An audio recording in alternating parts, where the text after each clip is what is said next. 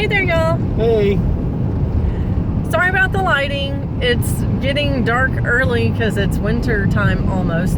And so we're just trying to get a quick video done to address something that was posted as a comment on one of our videos recently.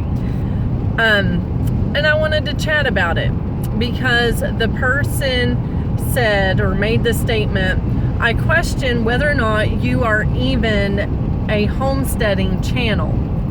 And the reason I wanted to address that is not because I felt that was out of line. It's more because I've actually questioned that myself.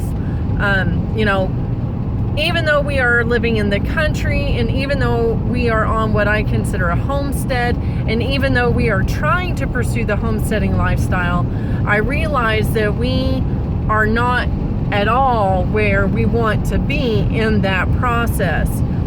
However, I wouldn't say that we are not a homestead because of certain realities. So if you wouldn't mind indulging me, I'd like to spend a few minutes to talk about that. Now, to some people, I realize this is just going to be a video of lots of excuses, and in some respects it is. But again, the realities of life sometimes hit in a way that thwarts all of the plans that we had, and then we do the best that we can with the time that we have. So when I bought the place, I was there as a single individual, and it wasn't until, oh my goodness, about 8 or so months later, it was less than a year, but it was a little while before Justin and I got married, and then Justin came out and moved on to the property with me. But then, we were trying to get used to being a married couple, and him starting to get used to living in the country, being with animals, because while I grew up raising animals and having a garden, Justin was a city boy and was not accustomed to any of that, other than when he'd visit my parents when we were dating. Yeah. So there was a learning curve there, and that takes time. Now, I would also say there was still a learning curve for me, because even though I grew up with it, it's one thing to be one of a family of X number of people when everyone is able to contribute, as opposed to being the sole person responsible for animals, or one of two people responsible for animals. So that took extra time. And then a little over a year after we got married, Malachi was born. And then, of course, Gwen is about 1 year old now. And so life happened really quickly. Well, what I didn't realize is during pregnancy, I guess I'm a wimp because I'm just not able to do a whole lot while I'm pregnant, especially at different stages. There's about 10 weeks, and this has happened with both pregnancies, that I am sick as a dog just trying to get from one day to the next. And then once I start getting bigger, it's harder to maneuver around and do stuff. So I was not able to contribute to the garden work as I had hoped. So our garden area hasn't been as well prepared as I would like for it to, and the weeds have overtaken it because I have not had the time to devote to it. Now, for the first over 2.5 years that Malachi was born, or since we've had Malachi, let me say it that way, Justin was a stay-at-home dad. But again, he was not accustomed to the rigors of country life, so he was still in that learning curve phase where he was trying to figure out how to care for a newborn baby, how to take care of the animals at home, how to try to have the house and food and all that situated. And I work over an hour away, and at the time I didn't have telework, so I was having to go into the office, so I was gone 10.5 hours a day to go to work. Well, I still have that same commute time, but thankfully, since Gwen's been born, I get to telework usually 1 or 2 days a week, and that has helped out tremendously. However, now Justin, as of this year, is working, and we're on different schedules. So now there's not enough time for either of us to do full-time work on the homestead. So we fit it in where we can. Now, our hope, my dream, my desire since I was a teenager has been to be a stay-at-home mom and live on the homestead, to cook from scratch.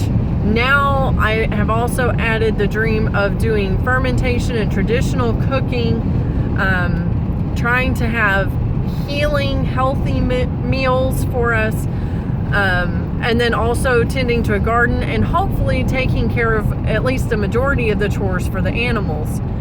But previous choices we both have made in our lifetimes has caused us to have income to pay off some debt of things that we have to do before we can just jump to something like that. Plus, since we are in our childbearing years to growing our family, we have to have health insurance to be able to pay for birthing those babies and caring for them. So that's another critical expense that we have that we need to have money for. So all that said, it is still our goal that we're striving towards to get to at least one of us, maybe even both of us, being on the homestead one day. But we're just not in that life situation that we can do that right now. We've applied for some different jobs to try to get us closer to that.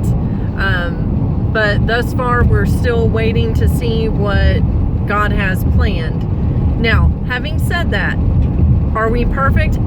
Absolutely not. We definitely know of areas where we need to spend less and be more frugal, save more, and also be able to start paying off some debt more. And that's personal growth that we need to do. Same thing with the food stuff. I mean, if we could eat at home more often, well, I shouldn't say would, if we would eat at home more often, instead of just saying, I'm tired, let's just grab something, which is what happens a lot, then our health would improve. And again, that's what we want to do, is to eat at home for our health, for us and our children. But it's just really difficult in this stage of life, because Malachi is just now getting to where he can start being a little bit self-reliant. So for the past 3 years, we've had kiddos and animals all dependent on the work that only the two of us can do, because we don't have family close enough. And that was our choice. We moved where we moved, knowing we didn't have family close. But we don't have anyone to just like drop off the kiddos to be able to take care of stuff for a night. Now, I will say that we are able to use the daycare as that during the day now, since Justin's been working. But the downside to the daycare is that means a majority of Justin's paycheck, a vast majority, is gone. Well, between daycare and tithe and tax, there's not much left over of Justin's paycheck after that. So it all has its pros and cons. Anyway, again, it's not that I'm trying to complain, and it's not that I'm trying to just give tons of excuses.